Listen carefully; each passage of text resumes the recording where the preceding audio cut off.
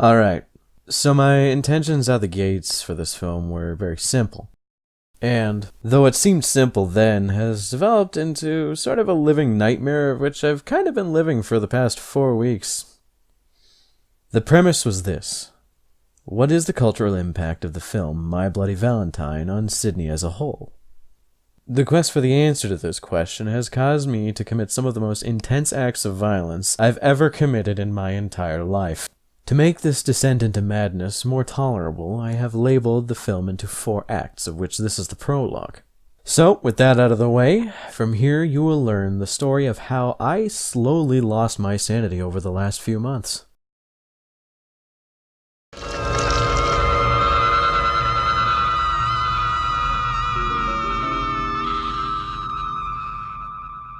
My Bloody Valentine. Released February 13th, 1981, was by all means a success, especially considering how oversaturated the market was in regards to slasher films at the time. In doing research for the film, I found out a whole bunch of interesting tidbits of information. For one, it was filmed in Sydney mines on an estimated budget of $2.3 million and grossed over double that. Taking place in the titular mines themselves, the director invested a large sum of cash into remodeling the mines back to their rustic appearance in order to fit the tone of the film better. Another interesting fact, there was about 5 minutes of cut content from the film deemed too graphic even for an R-rated film at the time, and was relegated to things such as grindhouse cinemas. Though these scenes were added back into the film in various special editions over a decade later, they are noticeably different from the rest of the film due to the degraded quality of the film they had to use. The film stock used to put these scenes back into the film was very much unprotected and degraded over time. So the planning phase was simple. Line up interviews with people involved with the film, or at least were around it during its creation. Then ask for a tour of the mine and get footage of it just for perspective's sake. And also interview the people there so that I can find out what their ideas and perspectives were on the film. How I did this was easy. I just asked around. People are pretty easy to approach once you just see them. And asked to see if I could find anybody who was around during the filming of the movie and just see if they could tell me anything that normally wouldn't be out in the public, such as locations where they were filming. I even tracked down a contact number for the Miners Museum and was going to see what they knew in regards to the film. I had all my recording gear all set up and things were looking up, in all honesty. So, in order of occurrence, I was planning several interviews that would take place over 3 weeks, and yes, I was working on this film that early in the year. The fall. I remember when I saw it start, I thought, well, this won't get any worse. Well, I was fucking wrong, because what started off as kind of bad and unfortunate ended up getting worse and worse and worse until I am now out about $150 worth of recording equipment and many hours of footage. The first hint of bad came from the first few interviews where, after conducting said interviews, I asked permission to use them in my film and just use the footage and what they said as reference so that I could push the narrative of the film itself. To which they said no. I don't know why you'd say yes to being recorded, but not to me using the footage, but I digress. After those incidents, I decided to ask the interviewees, before we even met up, if I could use the footage, just to cut out the middleman and all that. They said no. Every goddamn one of them said no, we could not use the footage. I could work with this. You know what? I could work with this. You know what they say about life and lemons. So from here I had placed faith in contacting people whom were working at the mines during the film's production.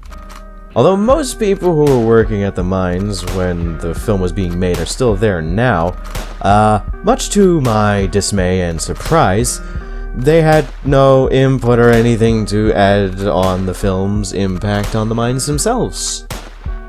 So at this point, I have no first-hand information that I collected, only second-hand information I found other people collecting online. Now, what next? Embrace the lack of information. I could easily work that angle.